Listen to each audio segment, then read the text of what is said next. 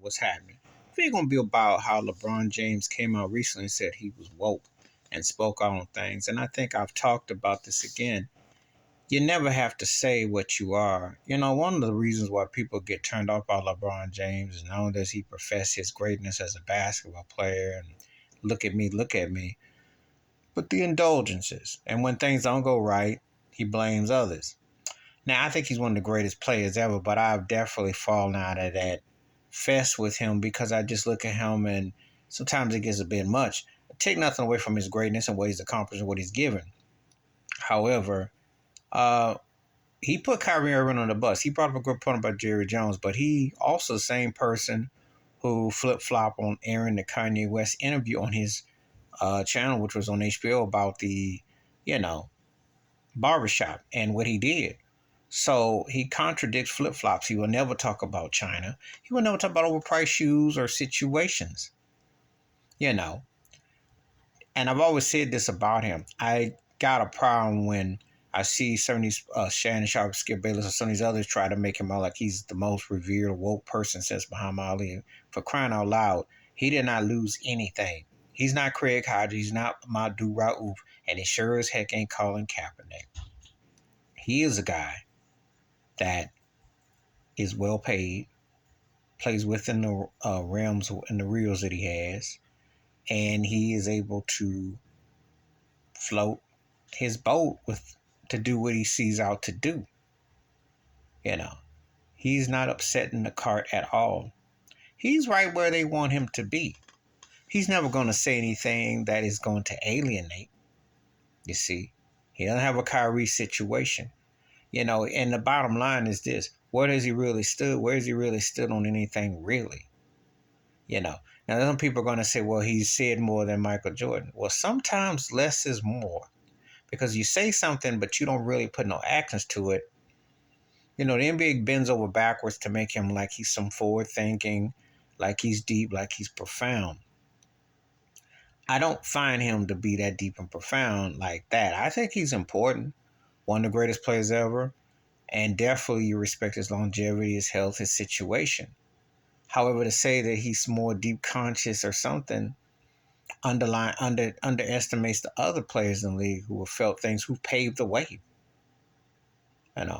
What are the words of wisdom that he has put out there so forth that has been so unprecedented? Please let me know. Please let me see where I can say that he is.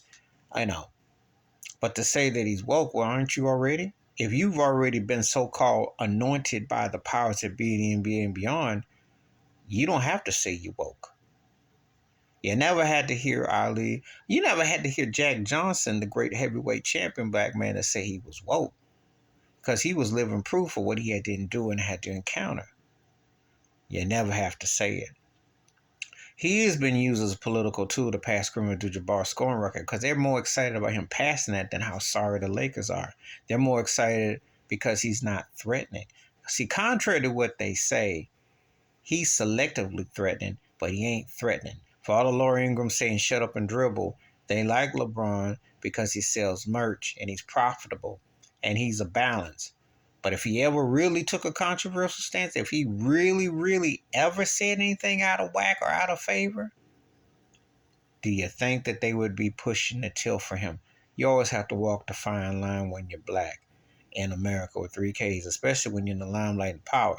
The power that they throw him is because they still see him as favorable and where he's at and how he's been able to, walk that line. That's what he does. So if you're woke enough to understand your economics, I'll give you that. But to say that you woke when you didn't just threw your former teammate on the bus, which wasn't that long ago, and you didn't really go in on Jerry Jones. He went at it, I give him that, but he didn't really go in on him. And you know what in means. See, no one brought up the fact that he owned a little stock in the Boston Red Sox baseball team and Manchester soccer team that he is considering being an owner. He did not talk about black equality, equity, and also the owners and the lack thereof. He did not go there. That's the wokeness. That's the saying that, hey, we could protest, we should really make them respect us and not give us token names on awards, which is cute. That would be woke. That would be, I don't need the shoes. I don't need the endorsements because I'm still a man. I can walk from it. I'm a black man. I don't need none of it. That would be woke. He ain't going to do that because he got property on the plantation. Please hit like, subscribe, welcome thoughts and comments. And I do respond. Thank you. Wash your hands. Keep your mind clear. Watch out for another. Please share the video. And I don't hear nobody saying they woke unless you're willing to say, hey, I really don't need this because I don't want to deal with these lies. That would be a special kind of athlete or person to do that. That ain't happening no time soon. You see how the plantation works in the NBA and beyond. I'm out.